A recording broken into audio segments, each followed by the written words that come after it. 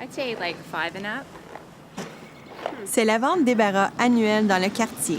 Pour Patrick Worth, c'est l'occasion rêvée de se défaire d'articles dont lui et sa famille n'ont plus besoin. Mais ce qu'il ignore, c'est que la loi oblige quiconque tient une vente de garage au Canada à s'assurer que les produits vendus ou donnés, neufs ou usagés, sont sécuritaires et conformes aux normes de sécurité actuelles. Non, en fait, je n'étais pas au courant de ça. Alors, est-ce qu'il y aurait ici des articles que vous ne devriez pas vendre? Bon, voilà quelque chose que la plupart des vendeurs ignorent. Il est interdit de vendre des marchettes pour enfants au Canada. Que faut-il faire? Évidemment, on avise que si c'est un item qui ne devrait jamais être vendu, ça devrait être jeté ou disposé ou complètement détruit. Nous incitons le consommateur à faire passer la sécurité avant les bonnes affaires et à faire preuve de prudence lorsqu'ils achètent des articles usagés, surtout s'ils sont destinés à des enfants.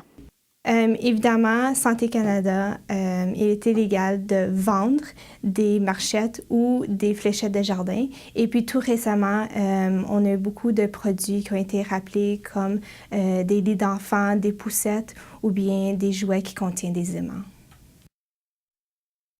Vous pouvez consulter la liste des rappels de Santé Canada à santécanada.gc.ca/rappel-SPC. Lou Travis est d'accord que l'acheteur doit s'informer et s'assurer sa part de responsabilité.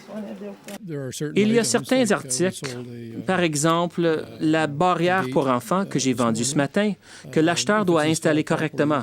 Je ne suis pas responsable de ça. Avant d'acheter une barrière pour enfants, il faut rechercher l'étiquette du fabricant, le numéro de modèle, la date de fabrication et les instructions d'installation et d'utilisation. Le meilleur moyen d'apprécier en toute quiétude ce rituel printanier, que vous soyez acheteur ou vendeur, c'est de penser à la sécurité avant tout.